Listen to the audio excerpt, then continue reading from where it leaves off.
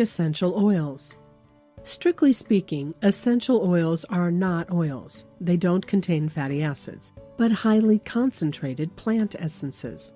Everything that is good about a certain plant is basically reflected in its essential oil. So you can use it for personal care, disinfection, or healing.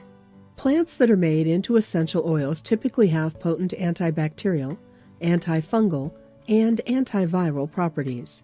They include peppermint, tea tree, lavender, lemon, and grapefruit.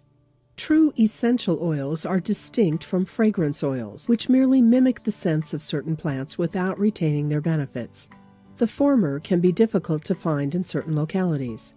This can be easily remedied, however, by learning how to make essential oils yourself. 3 common methods are used to produce essential oils: extraction, distillation, and expression. Each method features variations on the actual procedure. The variation adopted depends on what is more convenient. Among these 3 methods, the distillation process is the most complicated, requiring specialized equipment and careful monitoring throughout.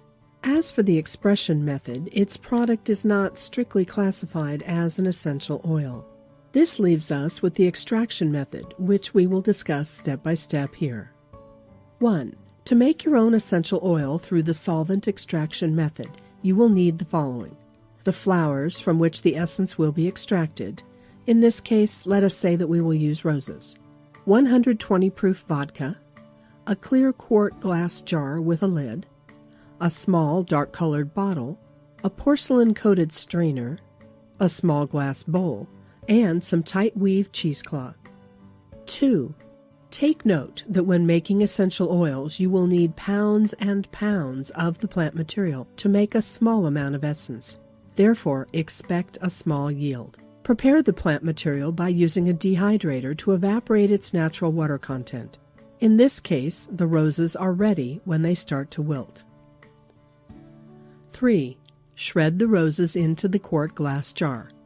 Pour just enough vodka in to cover the roses. Screw the lid on tightly and give the jar a good shake for 3 to 5 minutes. Place the jar in a dark corner inside a kitchen cupboard where it can sit undisturbed at room temperature. 4. About 3 times a day, take out the jar and give it a good shake for several minutes. Repeat until you see the roses losing color. This could take up to a week. 5.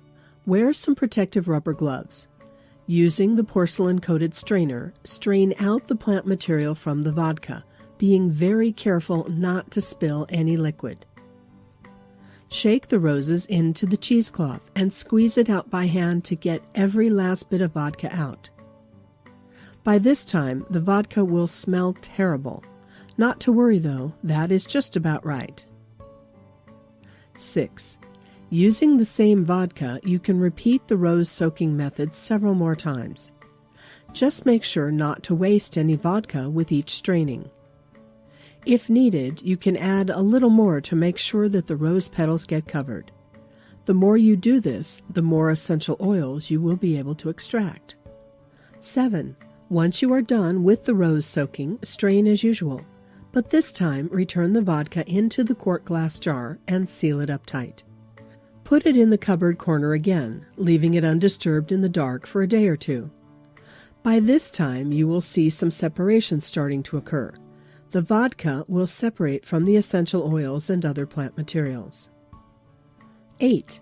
Place the glass jar inside the freezer and let it freeze. Here's the cool part. Vodka does not freeze, so only the essential oils and other plant materials will solidify. 9.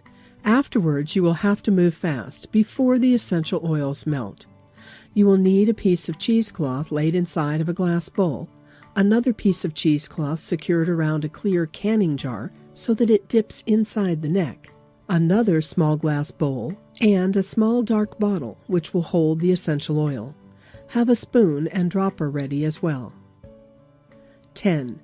Remove the jar from the freezer. Skim the gunky plant material off the vodka and place it on top of the cheesecloth laid inside the bowl. Pour the vodka into the other glass jar with the loose cheesecloth. Move quickly to pick out any frozen bits and place them inside the dark small bottle. The frozen bits are the essential oils. Don't be surprised if you only harvest a little bit. As you learn how to make essential oils, you should gain an intuitive feel for the process. This means that, with time, you will be able to produce higher quality essential oil.